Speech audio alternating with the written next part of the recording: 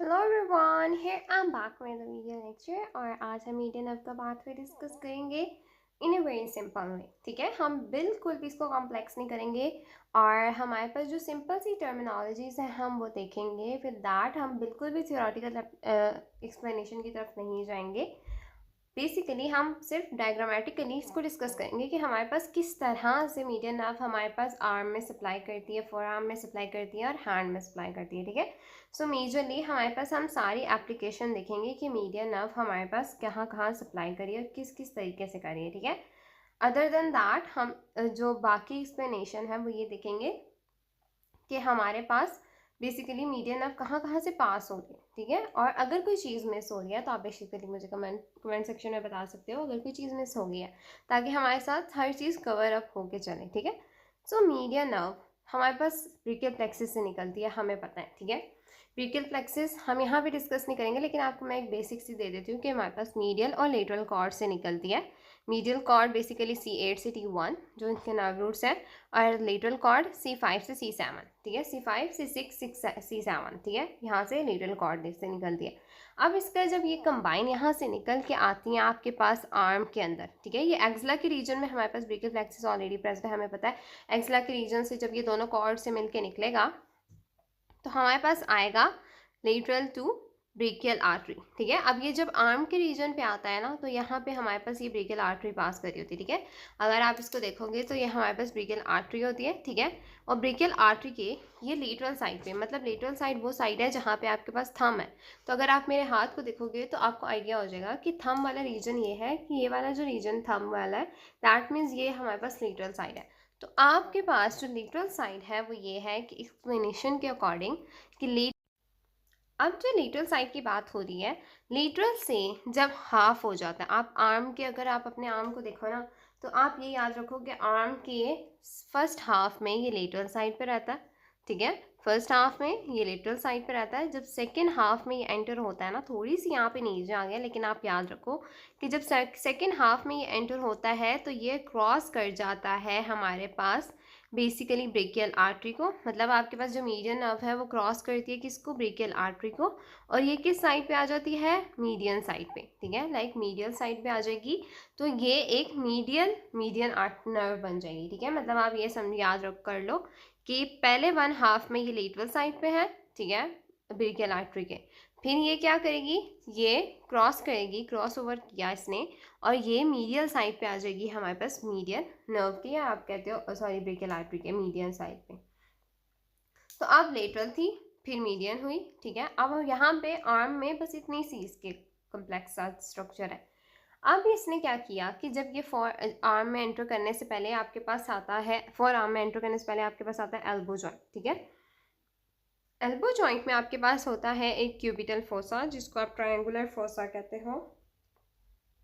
आपको बहुत सिंपल सी टर्म्स में अगर मैं बताऊं तो ये एक ट्रायंगुलर फोसा है। ठीक है, अब आपके पास जाहिर सी बात है, मैंने आपको एक्सप्लेनेशन के लिए यहाँ पे एक ऐसा ट्रायंगुलर सा दे दिया है, लेकिन ये इतना छोटा नहीं होता। आप अगर अपने हैंड पे देखते हो तो आपको पता है कि क्यूबिटल फोसा काफ़ी ज़्यादा बड़ा होता है। ठीक है, अब आप याद करो कि अगर आप, मैंने यहाँ पे बोनी स्ट्रक्चर्स कोई भी नहीं बताए हुए। ठीक है, सो हम यहाँ पे क्यूबिटल फोसा से जैसे ही निकलते हैं, यहाँ से क्रॉस करेगी, मीडियन ही रहेगी, यहाँ पे कोई और चेंजेस नहीं आते।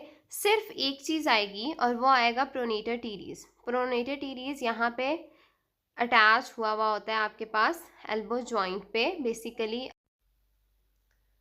मीडियल साइड पे। ठीक है, सो अगर मैं कहूँ कि आप एल्बो के मीडियल साइड पे, या क्योंकि मैं यहाँ पे बिल्कुल आपको टर्मिनोलॉजीज नहीं बता रही, सिंपल सी आपको एक्सप्लेनेशन दूंगी, फिर मैं आपको आहिस्ता आहिस्ता चीज़ों क्लियर कर देती हूँ। ठीक है, यहाँ पे बेसिकली ह्यूमरस होती है। ठीक है, आपको पता है, तो ह्यूमरस के मीडियल कॉन्डाइल और एपिकॉन्डाइल होता है, और बेसिकली आपके पास उसका कॉन्डाइल होता है लेटरल एपिकॉन्डाइल ह्यूमरस का।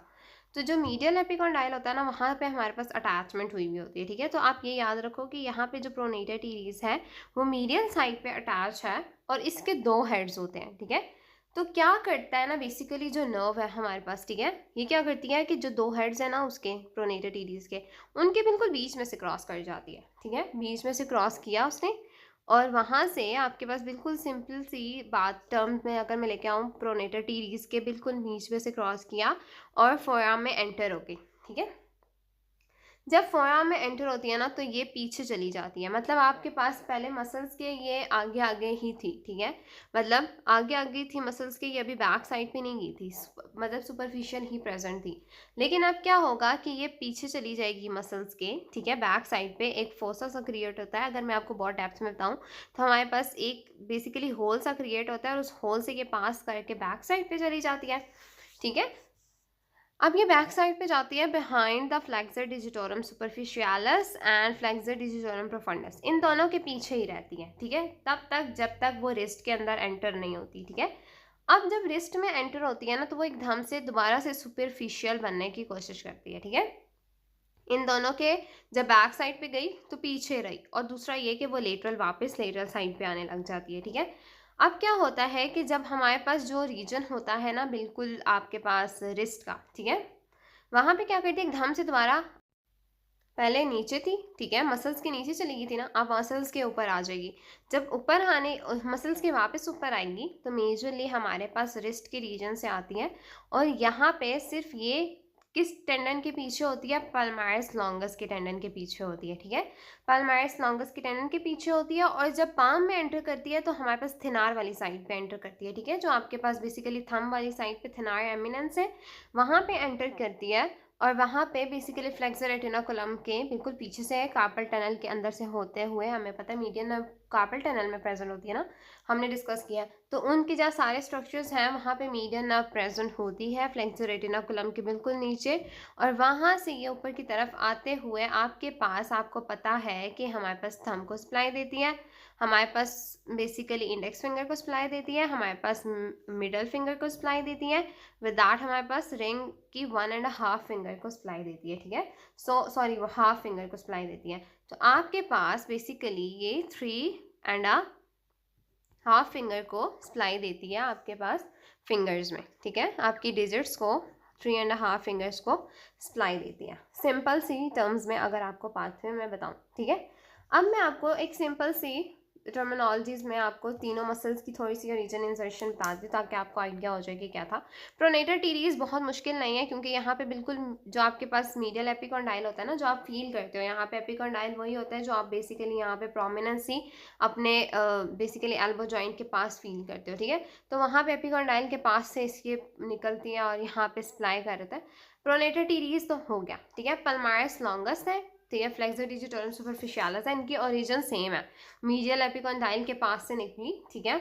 और सॉरी यहाँ पे कॉन्डाइल लिखा है, मीडियल एपिकॉन्डाइल, समटाइम्स कॉन्डाइल भी आप कह सकते हो लेकिन एपिकॉन्डाइल से निकलते, ठीक है, मीडियल। तो अब क्या हुआ कि हमारे पास मीडियल एपिकॉन्डाइल जो था वो हमारे पास जाहिर सी बात है उधर से उसने दोनों ने ओरिजिन लिया।